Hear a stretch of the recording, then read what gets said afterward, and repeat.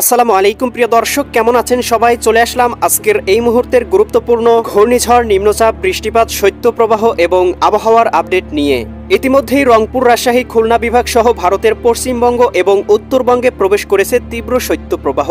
আগামী 24 ঘন্টার মধ্যেই শৈত্যপ্রবাহ তীব্র আকার ধারণ করতে পারে। কয়েকটি জেলার তাপমাত্রা সর্বনিম্ন 10 থেকে 12 ডিগ্রিতে চলে আসার সম্ভাবনা রয়েছে। এতে তীব্র ঘন কুয়াশা এবং কৃষকের ফসলের ক্ষতি হতে পারে। আবহাওয়া অধিদপ্তর থেকে জানানো হয়েছে, মৌসুমের স্বাভাবিক লঘুচাপ দক্ষিণ বঙ্গোপসাগরে অবস্থান করছে। এর বর্ধিতাংশ উত্তর বঙ্গোপসাগর পর্যন্ত বিস্তৃতি রয়েছে। এছাড়া আগামী 22 থেকে 25 নভেম্বরের মধ্যেই বঙ্গোপসাগরে তৈরি হতে পারে আরও একটি শক্তিশালী লঘুচাপ, যা পরবর্তীতে শক্তি সঞ্চয় করে রূপান্তরিত হতে পারে ঘূর্ণিঝড় সেনিয়রে। এবং ঘূর্ণিঝড়টি ঘন্টায় 70 থেকে 80 কিলোমিটার বেগে ভারত অথবা বাংলার যে কোনো উপকূলে আঘাত হানতে পারে। ঘূর্ণিঝড়টির সম্পূর্ণ পূর্বাভাস এখনো পাওয়া যায়নি, পাওয়া মাত্রই আপনাদেরকে জানিয়ে দেওয়া হবে। তাই প্রিয় দর্শক, আপনি দেশের কোন জেলা থেকে ভিডিওটি দেখছেন এবং আপনার জেলায় এই মুহূর্তে আবহাওয়ার কেমন অবস্থা রয়েছে কমেন্ট করে আমাদেরকে জানিয়ে দিন। প্রতিদিনের নিত্য নতুন আবহাওয়ার খবর এবং পূর্বাভাস পেতে এই ভিডিওটিতে লাইক দিয়ে চ্যানেলটি সাবস্ক্রাইব করে বেল আইকন অন করে রাখুন।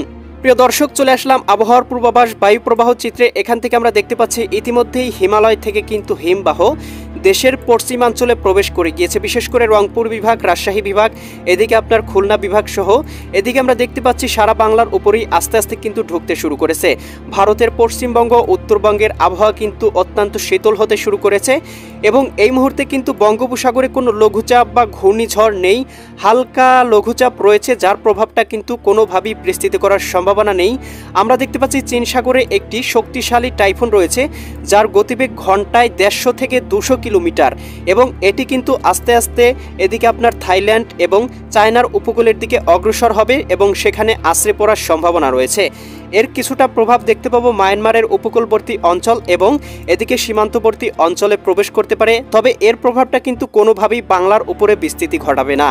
প্রিয় দর্শক, চলে আসলাম ইউরোপিয়ান উপগ্রহ স্যাটেলাইট চিত্রে। এখান থেকে আমরা দেখতে পাচ্ছি চট্টগ্রাম বিভাগ এবং সিলেট বিভাগের আকাশে এই মুহূর্তে আংশিক আবসা আবসা মেঘমালা রয়েছে এবং ঘন কুয়াশা রয়েছে।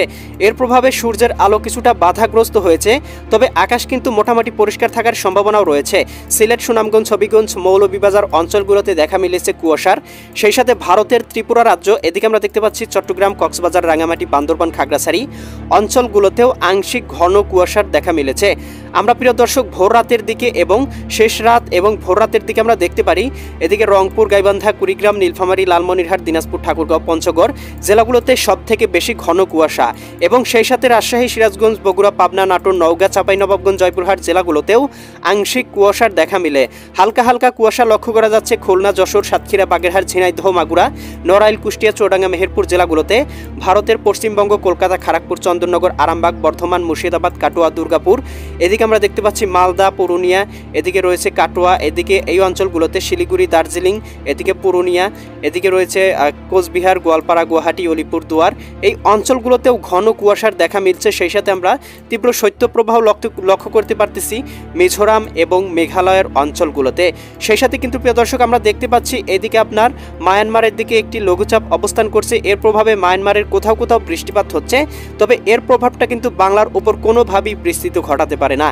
এবং এদিকে আমরা চীন সাগরে যে শক্তিশালী টাইফুন দেখতে পাচ্ছি, তার গতিবেগ কিন্তু রয়েছে এদিকে আপনার চীনের দিকে এবং থাইল্যান্ডের দিকে। এর প্রভাবটাও কিন্তু বাংলার উপরে পড়ার কোনো সম্ভাবনা নেই। প্রিয় দর্শক, বৃষ্টি প্রবাহ চিত্র থেকে দেখতে পাচ্ছি আজ রাতের আকাশ একেবারে পরিষ্কার। সোমবার 11 নভেম্বর বাংলার আকাশ পরিষ্কার এবং এদিকে 11 তারিখ মঙ্গলবার এই বাংলার আকাশটা কিন্তু পরিষ্কার থাকার সম্ভাবনা রয়েছে, কোথাও কিন্তু বৃষ্টিপাতের সম্ভাবনা নেই। এবং 12 তারিখ, 13 তারিখ এবং 14 তারিখ পর্যন্ত কিন্তু আমরা দেখতে পাচ্ছি বাংলার আকাশে কোথাও বৃষ্টি প্রবাহ নেই, তীব্র শৈত্যপ্রবাহ ধেয়ে আসতে চলেছে। এবং প্রিয় দর্শক, আজ শেষ রাতের দিকে কিছুটা ঘন কুয়াশার দেখা মিলতে পারে এদিকে আপনার সিলেট, সুনামগঞ্জ, হবিগঞ্জ, মৌলভীবাজার এবং উত্তরাঞ্চল রংপুর জেলাতে। প্রিয় দর্শক, চলে আসলাম তাপমাত্রা স্যাটেলাইট চিত্রে। এখান থেকে আমরা দেখতে পাচ্ছি ঢাকা, নারায়ণগঞ্জ, মুন্সিগঞ্জ, গাজীপুর, মানিকগঞ্জ, নরসিংদী, টাঙ্গাইল, ফরিদপুর, রাজবাড়ী, মাদারীপুর, শরীয়তপুর, গোপালগঞ্জ, কিশোরগঞ্জ জেলাগুলোতে সর্বনিম্ন তাপমাত্রা 20 ডিগ্রিতে চলে আসতে পারে।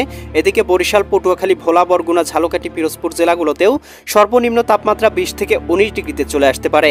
খুলনা, যশোর, সাতক্ষীরা, বাগেরহাট, ঝিনাইদহ, মাগুরা, নড়াইল, কুষ্টিয়া, চুয়াডাঙ্গা, মেহেরপুর জেলাগুলোতে 18 থেকে 19 ডিগ্রি সেলসিয়াসে নেমে আসার সম্ভাবনা রয়েছে। ভারতের কলকাতা, খড়গপুর, চন্দননগর, আরামবাগ, মুর্শিদাবাদ, কাটোয়া, দুর্গাপুর, পুরুলিয়া, মালদা, শিলিগুড়ি এই অঞ্চলগুলোতে কিন্তু আমরা দেখতে পাবো 18 থেকে 17 ডিগ্রি সেলসিয়াস থাকতে পারে। পারে। সেই সাথে এদিকে রাজশাহী, সিরাজগঞ্জ, বগুড়া, পাবনা, নাটোর, নওগাঁ, চাঁপাইনবাবগঞ্জ, জয়পুরহাট জেলাগুলোতেও 18 থেকে 19 ডিগ্রি সেলসিয়াসের তাপমাত্রা থাকতে পারে।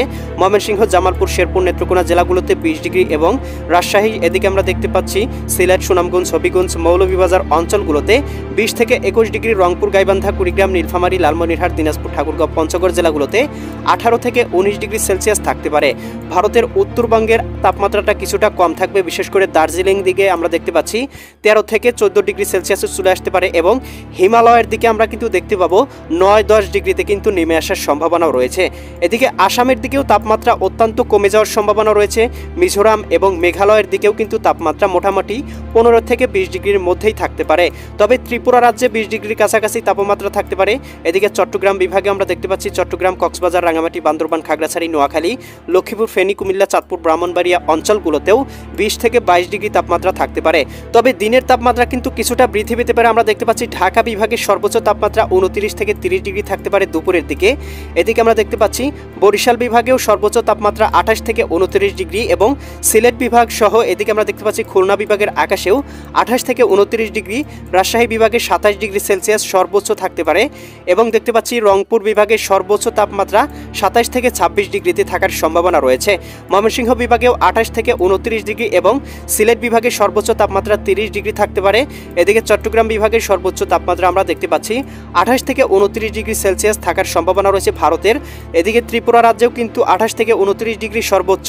মিজোরাম এবং মেঘালয়ের দিকে আমরা দেখতে পাবো 20 থেকে 25 ডিগ্রি কিন্তু সর্বোচ্চ তাপমাত্রা থাকার সম্ভাবনা। ভারতের পশ্চিমবঙ্গেও কিন্তু আমরা দেখতে পাবো 27 ডিগ্রি, 28 ডিগ্রি এবং উত্তরবঙ্গে দেখতে পাবো 26-25 ডিগ্রি সেলসিয়াস তাপমাত্রা সর্বোচ্চ থাকতে পারে দুপুরের দিকে। প্রিয় দর্শক, আর্দ্রতা চিত্র থেকে আমরা দেখতে পাচ্ছি বাংলার আকাশ কিন্তু ইতিমধ্যেই শুষ্ক হয়ে গিয়েছে এবং শুষ্ক আবহাওয়া বিরাজমান রয়েছে। দক্ষিণ থেকে কিন্তু আমরা দেখতে পাচ্ছি উত্তর থেকে দক্ষিণ দিকে হালকা শৈত্যপ্রবাহ এবং শুষ্ক বায়ু প্রবাহিত হচ্ছে। প্রিয় দর্শক, এই ছিল আগামীকালকের আবহাওয়ার সম্পূর্ণ আপডেট। কেমন লাগলো কমেন্ট করে জানিয়ে দিবেন। পরবর্তী আপডেট সবার আগে পেতে চ্যানেলটি সাবস্ক্রাইব করে বেল আইকন অন করে রাখুন। আল্লাহ হাফেজ।